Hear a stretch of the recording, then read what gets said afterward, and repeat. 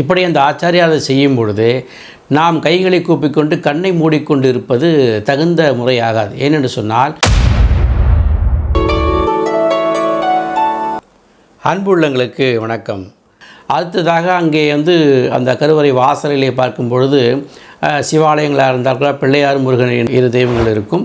அதே மாதிரி ஒவ்வொரு கோவிலிலும் அந்தந்த உரித்தான தெய்வங்கள் அங்கே வாசலிலே இருக்கும்.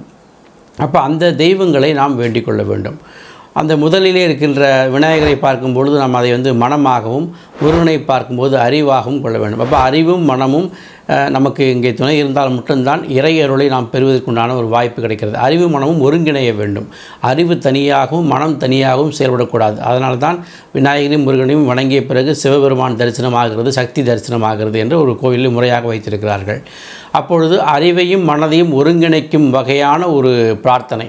அப்பொழுது இரு கைகளையும் கூப்பிக்கொள்ளும் பொழுது, வலது கையையும் இடது கையும் கூப்பிக்கொள்ளும் பொழுது, இந்த இரண்டு கையும் கூப்பிக்கொள்ளும் பொழுது அறிவும் மனமும் ஒருங்கிணைக்கின்ற ஒரு நிலை உருவாகிறது. அதாவது வலது பக்க சுவாசமும் இடது பக்க சுவாசமும் ஒருமையாக ஒருங்கிணைந்து செயல்படக்கூடிய ஒரு வாய்ப்பு உருவாகிறது. அப்போது சுவாசம் எப்படி செல்லும் என்று சொன்னால், அந்த முதுகெலும்பின் நடுவே, அதாவது நம்ம கொடிமரத்தை பார்த்தோமே, அந்த கொடிமரம் போல் இருக்கின்ற அந்த முதுகெலும்பினுடைய நடுவே ஊடாக ஒரு சுவாசமானது உற்பத்தியாக ஆரம்பிக்கிறது. அந்த சுவாசம் சுழுமுனை சுவாசம் என்று சொல்வார்கள்.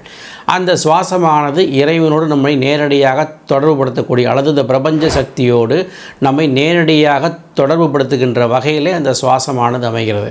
அப்பொழுது நாம் நம்முடைய மனநிலை அல்லது நம்முடைய கஷ்டங்களை இவைகளெல்லாம் நீக்கி கொண்டு நாம் ஒரு சுதந்திரமான இந்த ஆத்மா லயமாகக்கூடிய வகையில், இறைவனிடத்தில் லயமாகக்கூடிய வகையிலே நம்முடைய மனோபாவமானது மாறிவிடுகிறது. அதற்காகத்தான் அங்கே அந்த இரு கைகளை கூப்பி நின்று இறைவன் முன்னால் நிற்க வேண்டிய ஒரு கட்டாயம் இருக்கிறது. அப்போ உள்ளே நின்று இவற்றையெல்லாம் செய்து கொண்டு அந்த ஆச்சாரியா செய்கிற சங்கல்பத்தை எல்லாம் பெற்றுக்கொண்டு அதுக்கென்று அபிஷேகம், ஆராதனைகள் அல்லது நீங்கள் செய்கின்ற அர்ச்சனைகள் இவற்றையெல்லாம் அந்த ஆச்சாரியா செய்ய போகிறார்.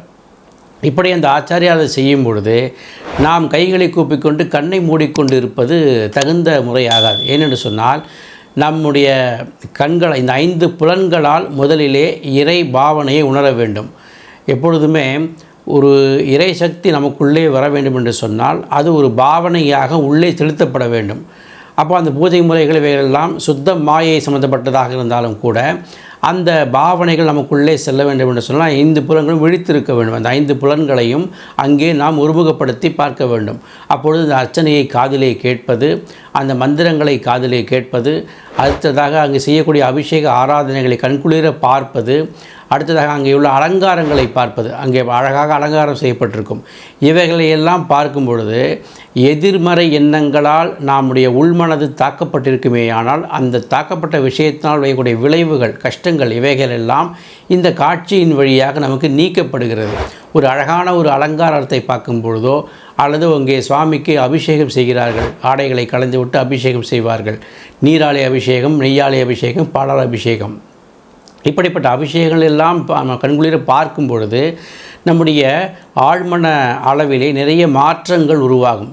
காட்சியை வைத்து நமக்கு நிறைய மாற்றங்களை உண்டு பண்ண முடியும். அதற்காகத்தான் கோவிலில் நிறைய சிற்பங்கள் வைத்திருப்பார்கள்.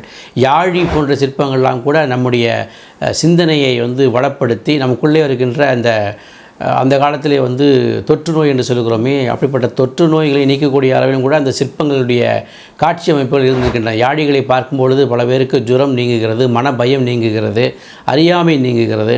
ஆகையினாலே வியாதி என்பதே நம்முடைய மனதை அனுசரித்து வருவதனாலே அங்கே மனதை பண்படுத்துகின்ற வகையிலே கோவில்களிலே சிற்பங்களும் அங்கே உள்ள கட்டமைப்புகளும் வைக்கப்பட்டிருக்கின்றன.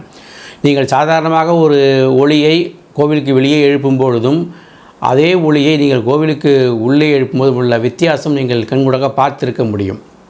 அப்படி கோவிலுக்குள் நாம் அந்த கர்ப்பகிரகத்துக்கு அருகே நின்று ஒரு ஒளி அதிர்வை உண்டாக்கக்கூடிய வகையிலே மந்திர சொற்களை சொல்லும் பொழுது உண்டாகக்கூடிய அலைவரிசை கொஞ்சம் கொஞ்சமாக நம்முடைய நாடி நரம்புகளிலே, நம்முடைய உள்ளத்திலே, நம்முடைய உடலிலே அது நல்லதொரு மாற்றத்தை ஏற்படுத்தும். அதற்காகத்தான் அப்படியெல்லாம் செல்லுகிறோம். அப்பொழுது நீங்கள் வயிறு முழுக்க உணவை உண்டு நீங்கள் உள்ளே நின்று கொண்டிருந்தால் அது தன்னுடைய ஜீரணிக்கின்ற வேலையை செய்து கொண்டிருக்கிற பட்சத்திலே உங்கள் உடலானது அந்த நுண்ணதிர்வுகளை பெற முடியாமல் தவிக்கும். அதனால தான் உங்களுக்கு சாப்பிடாமல் போகணும். கோவிலுக்கு போகும்பொழுது நம்ம ஒரு தூய்மையாக இருந்து போகணுமா முதலே சொல்லியிருக்கிறோம். அப்படி அந்த இடத்துல இவைகளாம் இந்த இடத்துல முக்கியமாக கவனிக்க வேண்டியது.